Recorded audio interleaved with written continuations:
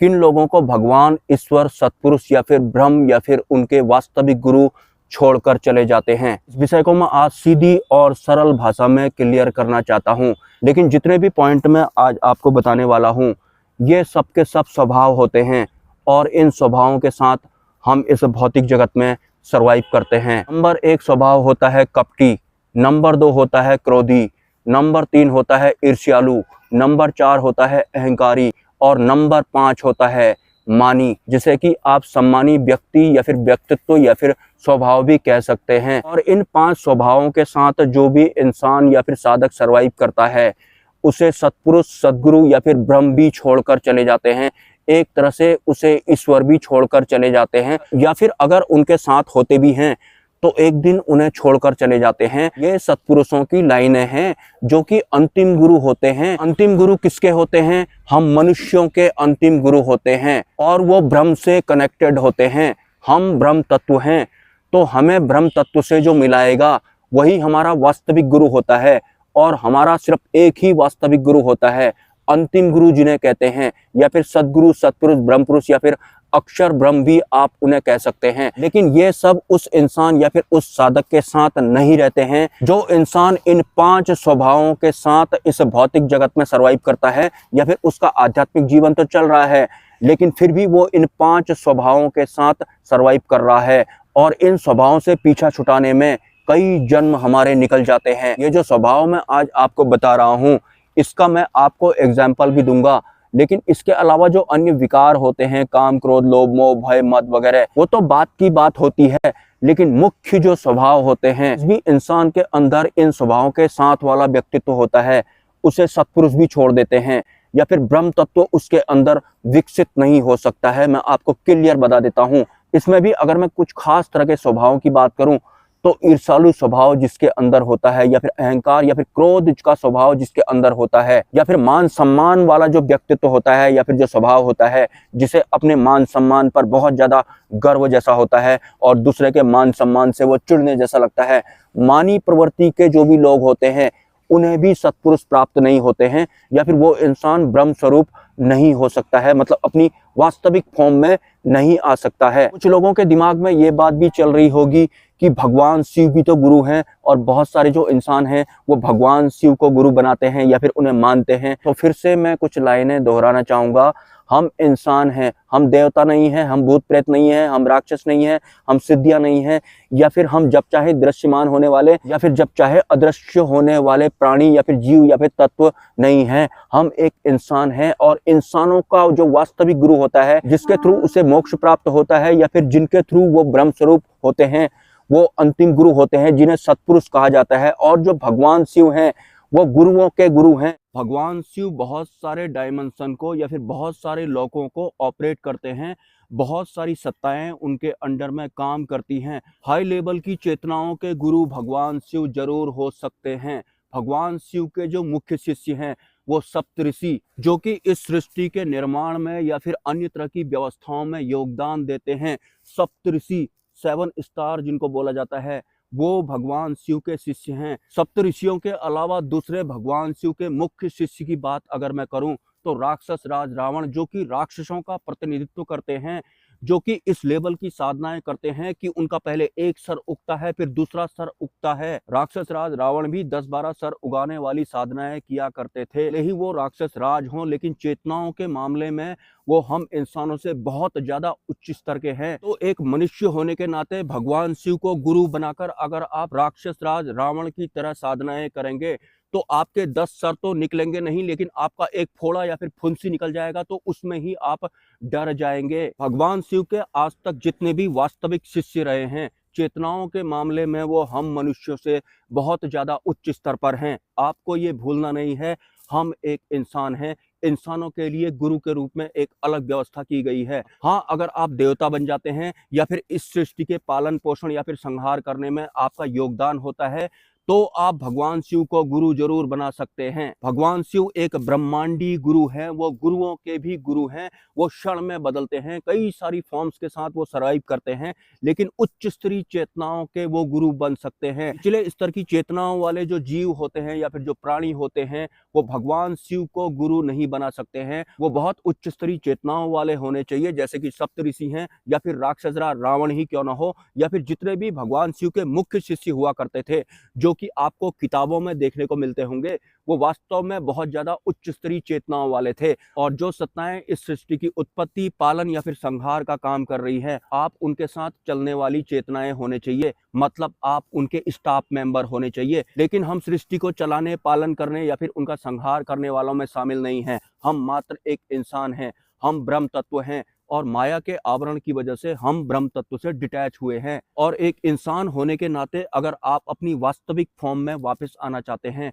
तो उसके लिए इंसानों के एक अंतिम गुरु की व्यवस्था की गई है, जिन्हें कि सत्पुरुष कहा जाता है, या फिर ब्रह्म पुरुष भी आप उन्हें कह सकते हैं। और ब्रह्म पुरुष या फिर ब्रह्म तत्व को आप कोई छोटा मोटा तत्व मत समझ लेना। जैसे जैसे मैं ब्रह्म तत्व को या फिर इंसानों के वास्तविक अंतिम गुरु को सरल करते जाऊंगा, तो आपको ब्रह्म तत्व की वास्तविकता या फिर उनकी महिमा पता लगेगी, जिसे सुनकर आपके पैरों के नीचे से दूसरे ग्रह की ये जो जमीन है, जो कि अब पृथ्वी का हिस्सा है, ये नहीं खिसकने वाला है। इसके बहुत नीचे जाकर जो पाताल लोक है, वो भी आपके नीचे से खिसक जाएगा, अगर आपको ब्रह्म तत्व की वास्तविकता पता लग गई। और अगर ब्रह्म तत्व आप में उतर गए, मतलब अगर आप अपनी वास्तविक फॉर्म में आ गए, फिर तो मैं उस फॉर्म के बारे में अभी नहीं बताने वाला हूं। और भगवान शिव को जगत गुरु या फिर ब्रह्मांडी गुरु या फिर यूनिवर्सल गुरु कहा जाता है। तो आप समझ लो कि इस ब्रह्मांड में कितने डायमेंशन हैं, किस तरह की ऊर्जाएं या फिर चेतनाएं इस पूरे ब्रह्मांड में सरवाइव करती हैं। वो उन उच्च लेवल की चेतनाओं के गुरु हैं। उनके शिष्यों से ही आपको ये पता लग जाएगा कि उनके जो वास्तविक शिष्य हैं वो किस लेवल के हैं। आप भगवान शिव को गुरु मानते होंगे, उसमें कोई बात नहीं है, आप मानिए। लेकिन अगर आपको मानव जीवन सफल बनाना है, मुक्ति प्राप्त अगर आपको करनी है, तो वास्तविक जो हमारी फॉर्म है, जैसा कि हम ब्रह्म तत्व हैं, तो हमको अपनी परब्रह्म वाली फॉर्म में दोबारा से रिकनेक्ट होना है। और उसके लिए अंतिम गुरु की व्यवस्था की गई है, जो कि इंसानों के वास्तविक गुरु है, और इंसानों का सिर्फ एक ही गुरु है, जिसे कि ब्रह्म पुरुष या फिर अक्षर ब्रह्म कहा जाता है। जब आप देवता बन जाएंगे या फिर आप उच्च स्तरीय सिद्धियां बन जाएंगे, तो आप भगवान शिव को गुरु बना सकते हैं, और उनके ही हिसाब से, मतलब अपनी चेतनाओं के लेवल के हिसाब से साधनाएं कर सकते हैं। भगवान शिव को अगर मैं थोड़ा सरल करूं, तो हम इंसान हैं, और हम इंसानों में से आज तक एक भी इंसान कैलाश पर्वत पर नहीं चढ़ पाया है। ऐसा क्या कारण हो सकता है कि कोई भी इंसान कैलाश पर्वत पर चढ़ ही नहीं पाता है? वास्तव में ये चेतनाओं का मसला है। हम इंसानों की चेतनाएं बहुत लो लेवल की होती हैं। उच्च स्तरीय चेतनाओं वाले कैलाश पर्वत में रहते भी हैं और अदृश्य फॉर्म में सर्वाइव भी करते हैं। अब मैं आता हूं इस वीडियो के मेन पॉइंट पर, कि जो सत्पुरुष होते हैं या फिर जो हम इंसानों के वास्तविक अंतिम गुरु होते हैं, जिनके शरणागत होने की वजह से हमारा ये मानव जीवन सफल हो जाता है, तो किस तरह के इंसानों को वो एक्सेप्ट नहीं करते हैं, या फिर जो परब्रह्म वाली अवस्था होती है उसका संचार किस तरह के अंतकण में नहीं हो सकता, या फिर परब्रह्म किस तरह के स्वभाव वाले इंसानों को टर्मिनेट कर देते हैं, मतलब दोबारा से माया की तरफ ही उन्हें फेंक देते हैं। आप परब्रह्म को इस हिसाब से भी समझ सकते हैं। अब मैं आपको एग्जाम्पल देता हूँ, ईर्ष्या मानी या फिर अहंकारी व्यक्तित्व वाले जो इंसान इस भौतिक जगत में सरवाइव करते हैं, किस तरह से ईर्ष्या उनके अंदर बह रही होती है, या फिर अहंकार उनके अंदर बह रहा होता है, या फिर क्रोध उनके अंदर बह रहा होता है। दो AI जनरेटेड फीमेल थी, एक का नाम ईर्ष्या था, दूसरी का नाम मानी था। एक अदलापुर में रहती थी, दूसरी बदलापुर में रहती थी। और ये जो अदलापुर और बदलापुर नाम के AI जनरेटेड जो स्थान थे, वो एक दूसरे से सटे हुए थे। मतलब ईर्ष्या और मानी का जो घर था, वो बिल्कुल अदलापुर और बदलापुर के बॉर्डर में था। मतलब ईर्ष्या और मानी के घरों में अगर किसी भी तरह की आवाज होगी, या फिर सीटी बजेगी, या फिर हॉर्न बजेगा, तो वो उन्हें जरूर सुनाई देगा। तो जो ईर्ष्या थी या फिर जो मानी थी, उन दोनों फीमेल ने किसी दूसरे परिवार के आधार कार्ड में अपना नाम लिखा दिया था। I mean, वो दोनों विवाह तंत्र की चपेट में आ गए थे।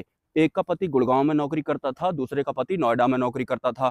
एक का पति टाटा में नौकरी करता था, दूसरे का पति बिरला में नौकरी करता था। तो ईर्ष्या और मानी के पतियों ने अपने अपने घर में एक एक बाइक खरीद के रखी हुई थी, जिन बाइकों का इंजन सीज ना हो जाए करके ईर्ष्या और मानी हर दूसरे तीसरे दिन उसका हॉर्न बजाया करती थी या फिर उसे स्टार्ट किया करती थी। इसके अलावा जो ईर्ष्या थी वो इंस्टाग्राम चलाती थी और जो मानी थी वो फेसबुक चलाती थी। किसी के 334 लाइक आते थे, किसी के 372 लाइक आते थे। तो एक दूसरे के मोबाइल में लाइक्स देखकर भी उन्हें आपस में एक दूसरे से चिढ़ लगा करती थी। तो ज्यादातर वो एक दूसरे के सोशल मीडिया वाले अकाउंट में जाते ही नहीं थे और घर बैठे बैठे सोशल मीडिया चलाने की वजह से जब भी ईर्ष्या को या फिर मानी को कोई लाइक करता था तो उन्हें उस वक्त फील होता था कि शायद हम भी कुछ हैं, हमें बहुत सारे लोग लाइक कर रहे हैं। उनका मैं उस दौरान क्रिएट हुआ करता था।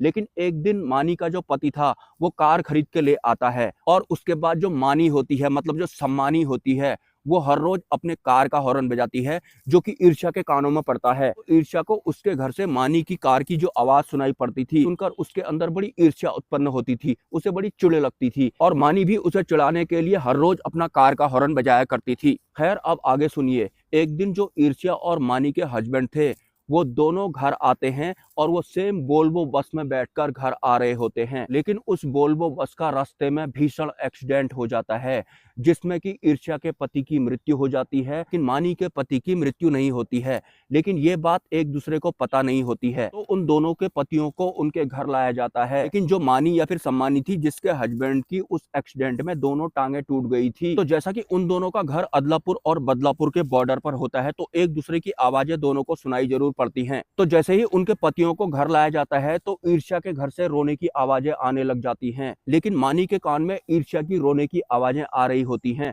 वो समझ गई होती है कि शायद उसका हस्बैंड मर गया है। तो मानी इस वजह से नहीं रो रही होती है कि मेरा हस्बैंड मरा थोड़ी है, मेरा हस्बैंड तो जिंदा ही है, पैर भले ही इसके टूट गए हैं लेकिन ये तो अभी बचा ही हुआ है। उसी दौरान मोबाइल में लाइव न्यूज चलती है कि जिस वोल्वो बस का रास्ते में एक्सीडेंट हुआ था उसमें जितने भी लोग जख्मी हुए थे उन सभी को सरकार की तरफ से 50-50 लाख रुपए दिया जाएगा।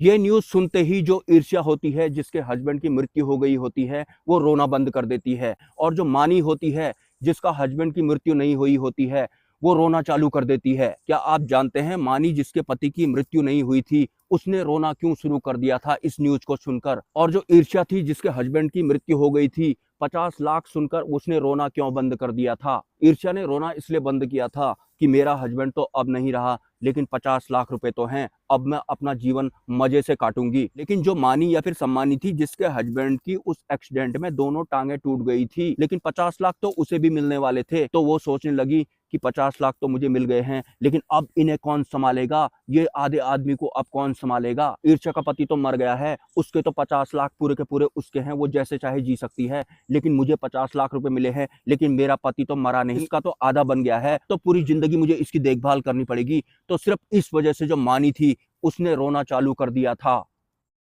तो कुछ इस तरह से ये जो ईर्ष्या होती है या फिर जो अहंकार होता है या फिर जो ये लोभ होता है वो हम इंसानों के अंदर बह रहा होता है, वो हर पल बदल रहा होता है। लेकिन ऐसे स्वभाव वाले इंसानों को जो अंतिम गुरु हम मनुष्यों के होते हैं वो एक्सेप्ट नहीं करते हैं। अगर कर भी लेते हैं और उन्होंने अपने ईर्ष्या वाले स्वभाव को या फिर अहंकार वाले स्वभाव को या फिर मानी सम्मानी वाला जो स्वभाव होता है उससे अगर वो ऊपर नहीं उठे, उससे अगर उन्होंने खुद पीछा नहीं छुटाया, तो फिर जो सत्पुरुष होते हैं या फिर जो ब्रह्म पुरुष होते हैं वो दोबारा से ऐसे व्यक्तित्व वाले इंसानों को माया के आवरण में धकेल देते हैं। अभी ये जो इंसान है मेरे आवरण के पूरी तरह से तैयार नहीं है, ये दोबारा से माया के आवरण में जलेगा, झुलसेगा या फिर छटपटाएगा। अगर ये उसके बाद ठीक हो गया, फिर इस तरह के ईर्ष्यालु स्वभाव या फिर अहंकारी स्वभाव या फिर सम्मानी स्वभाव से बाहर निकल गया, तो ही ये मेरे आवरण के लायक बन जाएगा। और सत्पुरुष अगर किसी इंसान को एक बार छोड़ देते हैं तो दोबारा उसे नहीं अपनाते हैं, ये भी आपको भूलना नहीं है। इन विषयों के ऊपर मैं अभी और भी चर्चाएं करने वाला हूं,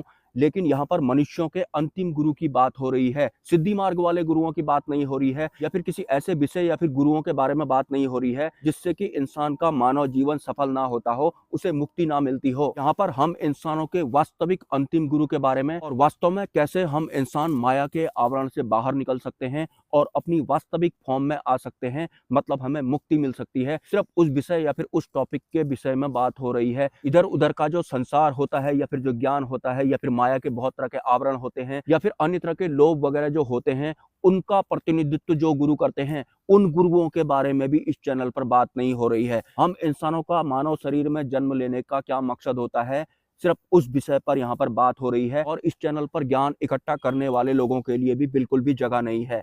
जो वास्तव में ब्रह्म स्वरूप होना चाहते हैं, अंतिम गुरु की शरण में आना चाहते हैं, सत्पुरुष स्वरूप होना चाहते हैं, जिनको सिर्फ और सिर्फ ब्रह्म चाहिए, जिन्हें सिर्फ और सिर्फ परमात्मा चाहिए, उसके अलावा उन्हें कुछ भी नहीं चाहिए, तो वो इन स्वभावों से क्षण में निकल जाएगा। मिलते हैं किसी नेक्स्ट वीडियो में। नमस्कार।